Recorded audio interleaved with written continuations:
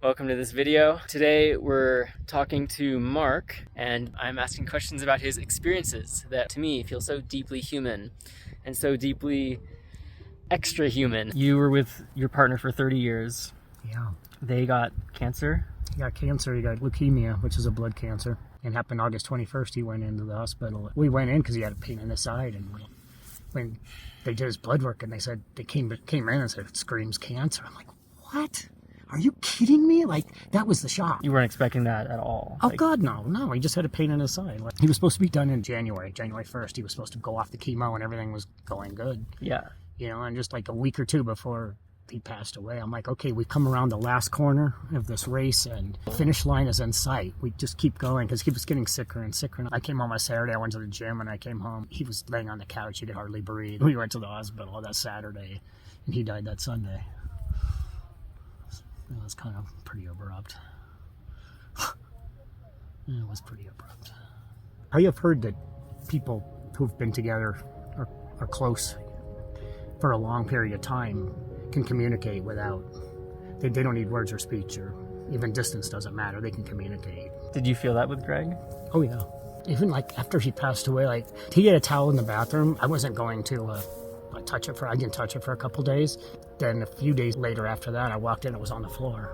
As soon as I saw it on the floor, I'm like, okay, he wants it washed. I just knew that. I knew what he was thinking. And this is after he's passed. Yeah. So you're just alone in the house. There's no anyone else to have put the towel. Nobody else. It was the way you're saying it now. It's just like, yeah, it was him and this happened. It's just very clear. And as soon as I saw it, I'm like, okay, he wants that towel washed. A few weeks ago, there's a bathroom downstairs. I walked in there, and one of the tiles on the floor was flipped down. And I'm like, oh, Greg, you really want me to work on this bathroom? And so I started working on the bathroom. I've been stripping the wallpaper and cleaning it up down there. I just put the tile back up to let him acknowledge that I heard what he said. The tile was a week after he passed away.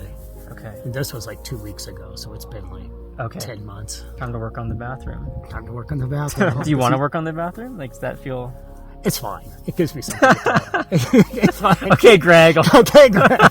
He's always the one that, like, on the weekend, oh, we gotta do this for the garage, or we're gonna rip down this wall, or put this plug in. He was always the one that was pushing that. I was more the one like, let's go to the beach. Or let's go. Hey, you're too much in your own thing here. I may not be around, but I'm around. But I'm around. I'm telling you that I'm around. So you're saying that you want to move on. There's something opening.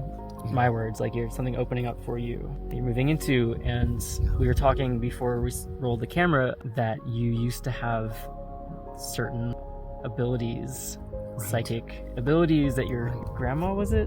My grandmother. She would think of a color and then have you try to not guess, but what, like know what the color was. Like, how did you? It just came into your mind. I did that at a very young age. Like, it was, I don't know how old I was.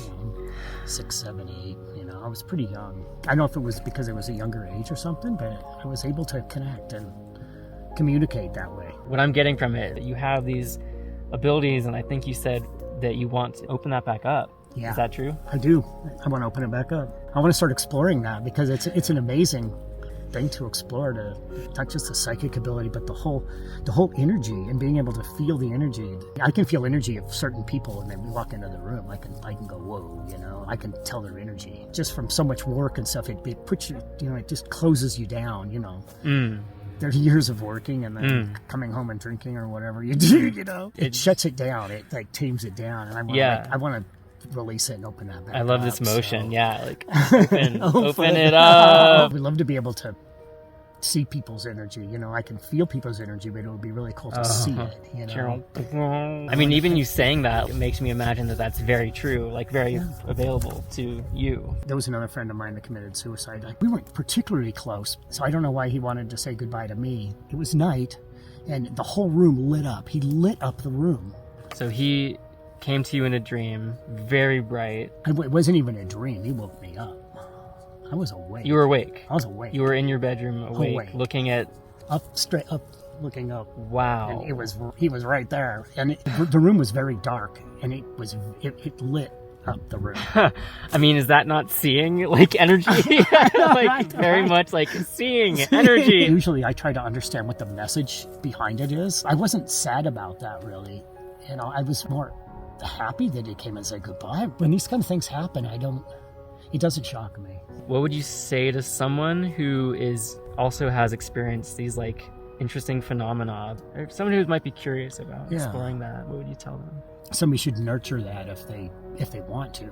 If you're interested in doing it, I say go for it all the way. Like, if you want to do it, yes. Learn more about themselves.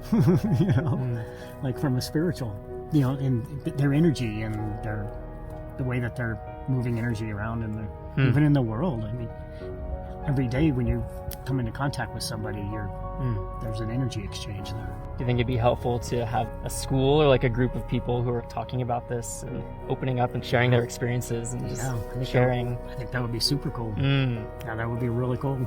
Yeah. Awesome.